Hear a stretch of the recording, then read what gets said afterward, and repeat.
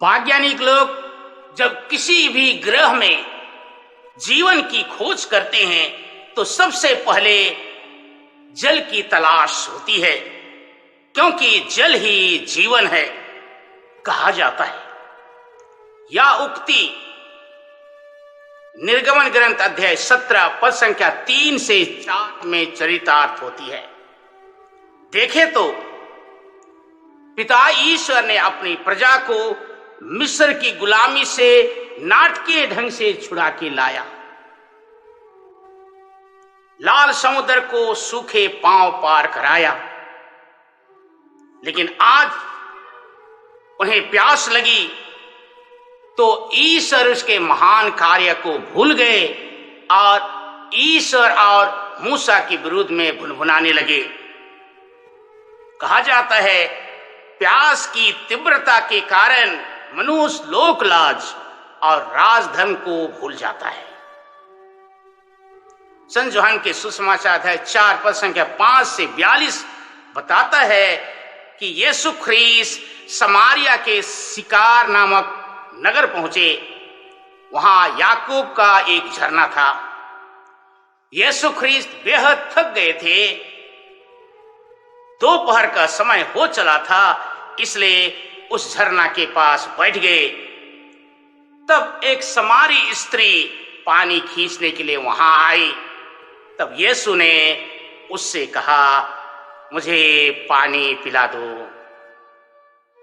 यहां पर यीशु ख्रीस्त ने हर प्रकार की पूर्वाग्रह, प्रिजुडिस, रूढ़िवादी और परंपरागत निषेध आज्ञाओं के बाधा को तोड़ दिया जो समारियों और यहूदियों के बीच में चलता आ रहा था।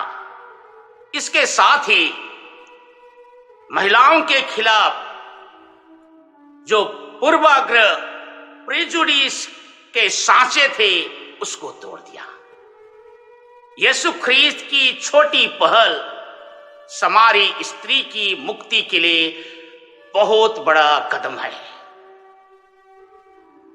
यीशु ख्रीस्त जातीय और सामाजिक हर प्रकार के बंधनों से ऊपर आकर निर्भीक रूप से स्त्री से बातें करते रहे।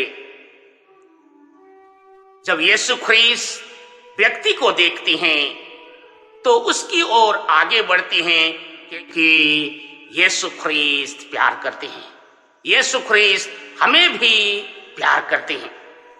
इस घटनाक्रम में यीशु ख्रीस्त ने हर प्रकार के पूर्वाग्रह से हटकर निसंकोच होकर समारी स्त्री से बातें करता रहा, लेकिन उससे किसी प्रकार का निर्णय नहीं दिया, परंतु उसी के सामने उसकी स्थिति निर्धारित करते हुए उसने उसे अपना स्वीकारा और उसे योग महसूस कराया। इस घटनाक्रम में यीशु ख्रीस्त ने उस समारी स्त्री को जीवन के दिनचर्या से परे जाने के लिए इच्छा जगाई। यदि आप किसी के हृदय को छूना चाहते हैं, हर तबके के व्यक्ति के पास सुसमाचार सुनाना चाहते हैं, तो हर प्रकार के पूर्वाग्रह को तोड़ना पड़ेगा। हर प्रकार के निषेधाज्ञा और रूढ़िवादी से पार लांघना पड़ेगा।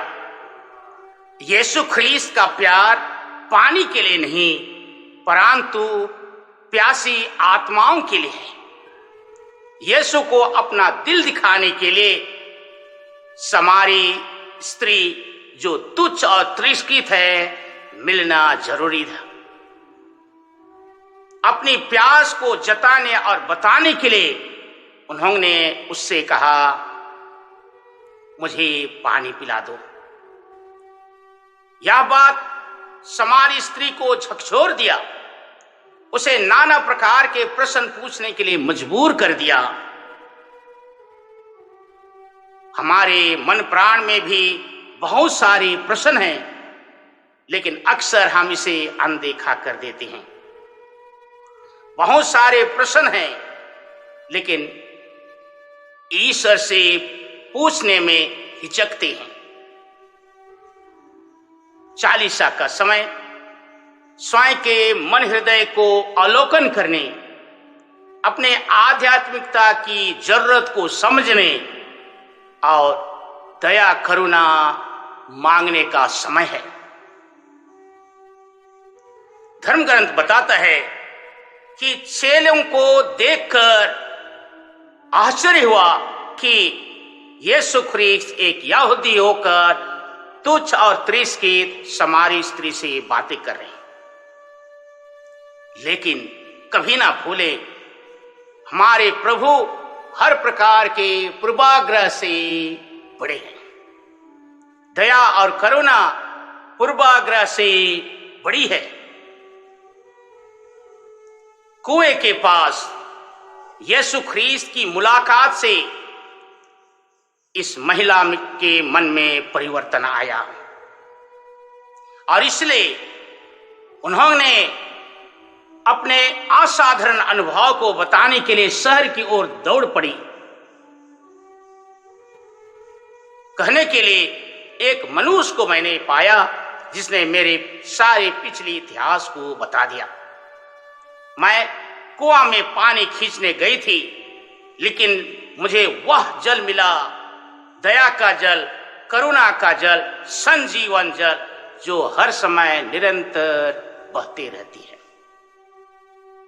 इस सुंदर सी घटना में समारी स्त्री ने दौड़कर गांव की ओर चली गई।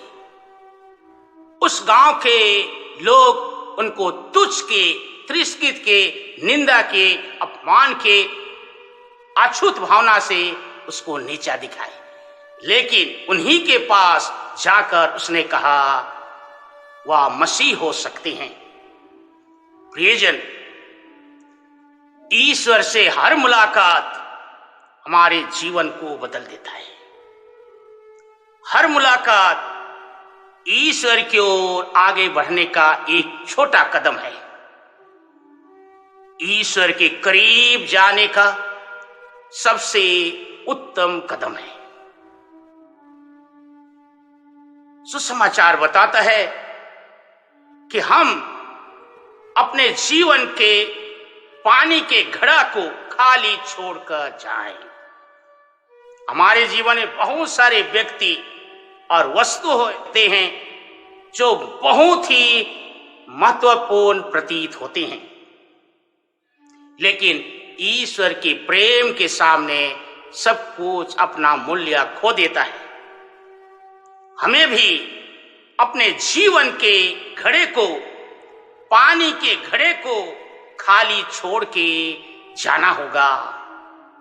आज सोचने की जरूरत है, मेरे मन के कौन से खाली घड़ा है, कौन सा तन के खाली घड़ा है, कौन से हृदय में खाली घड़ा पड़ा हुआ है जो मुझे भटकने मजबूर कर देता है, भटकने में दिन रात परेशान करता है। आइए चालीसा में उस स्वयं के खाली घड़ा को पहचाने, छोड़े और ईश्वर के कृपा को बताने के लिए भाइयों के पास जाएं। आमीन।